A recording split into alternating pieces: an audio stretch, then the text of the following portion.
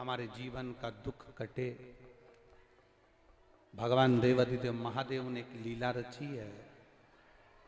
ललिता जी ने उन्हें सखी भाव की दीक्षा दी।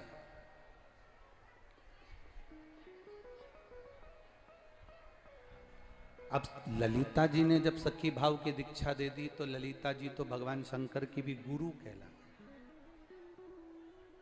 शिव जी का एक गुरु ललिता जी के भाव में भी व्यक्त है। जब कृष्ण राधा का दर्शन नहीं होता तब ललिता जी का स्मरण होना चाहिए। राधा जी की अष्ट सखियों में से एक सखी ललिता जी, और इनको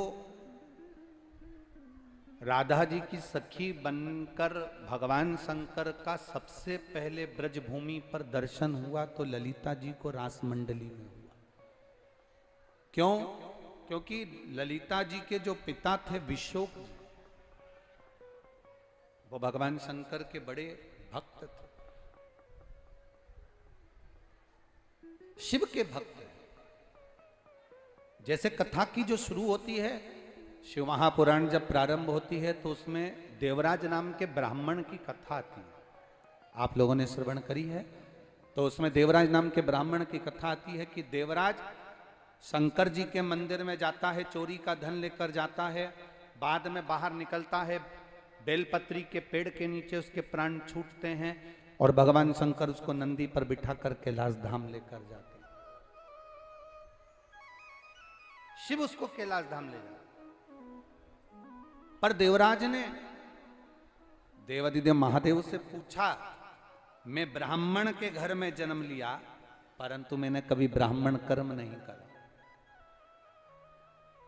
मैं ब्राह्मण के घर में जन्म लेने के बाद भी मैंने कभी ब्राह्मण कर्म नहीं करा। झूठ मैंने बोला, बेईमानी मैंने करी, छल करा, प्रपंच करा, कपट करा, सब कुछ मैंने, चोरी करी, एक बार भी मैंने कोई पुण्य नहीं करा। फिर देवराज शंकर जी से पूछ रहा है कि मैंने कौन सा पुण्य कर दिया जो आप मुझे नंदी पर बिठाकर कैलाश धाम लेकर जा रहे हो? वो पुण्य कौन सा, ऐसा कौन सा पुण्य मैंने कर दिया जो आप मुझे नंदी पर बिठाकर कैलाश धाम ले जा रहे हो? तब शंकर भगवान ने कहा, देवराज तेरी माता, तेरी मां, तेरी माता मेरी आराधना में लीन रहती थी।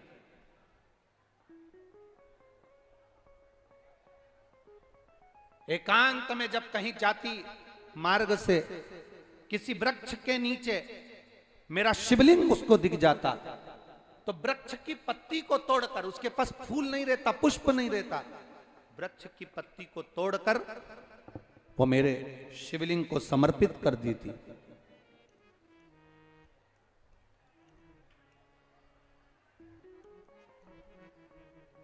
महाराज,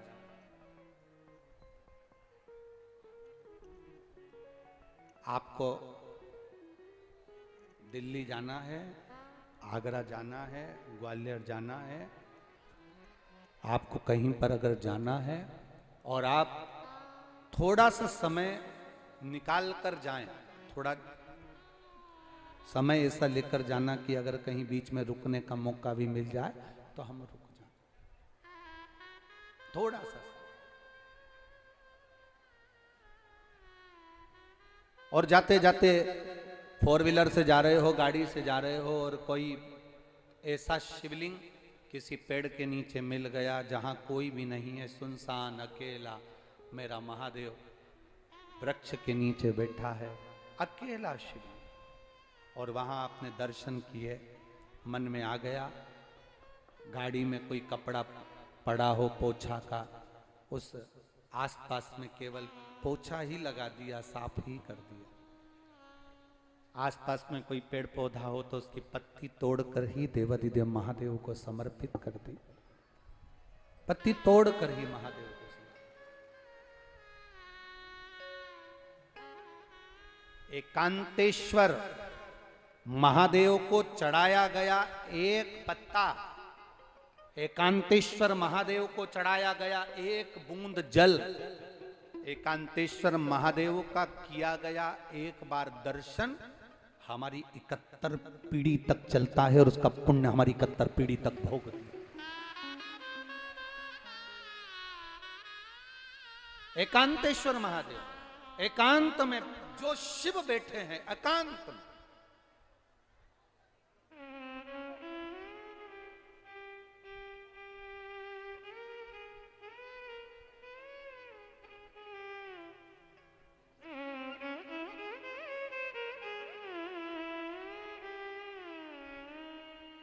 कभी आपके जीवन में ऐसा योग लगे, कभी आपके जीवन में ऐसा क्रम आए, कभी आपके जीवन में ऐसा क्रम लगे, ऐसा योग लगे, तो आप उसका स्मरण करिएगा। जा रहे हो, हम ये अलग से नहीं कहेंगे आपको कि आप अलग से कहीं एकांतेश्वर महादेव को ढूंढो। हम ये नहीं कहेंगे कभी भी कि आप कहीं एकांत में महादेव हो तो वहां जाकर बैठो, नहीं। आपके चलते चलते में, आपके चलते चलते स्मरण में आप अपना काम करते रहो, अपना कर्म करते रहो, अपना काम में लगे रहो, अपने स्मरण में लगे रहो, और उसके बीच में आप कर्म करते रहे, उसके बीच में।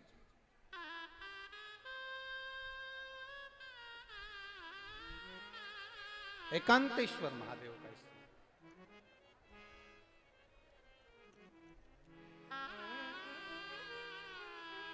शिव कथा कहती है।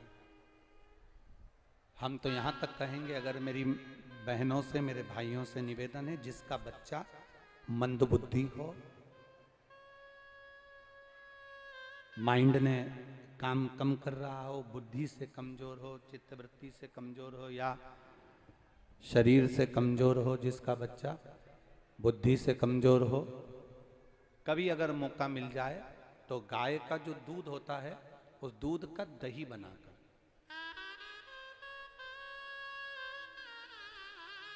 थोड़ा सा दही का निर्माण कर कर, कहीं एकांत का शिवलिंग अगर आपको कहीं दिख जाए, एकांत अकेला बैठा है मेरा देवाधिदेव महादेव, तो एकांतेश्वर महादेव पर 5 बेलपत्र पहले समर्पित करें, फिर जो दही आप बनाकर लेकर गए हैं वो एकांतेश्वर महादेव को समर्पित करें।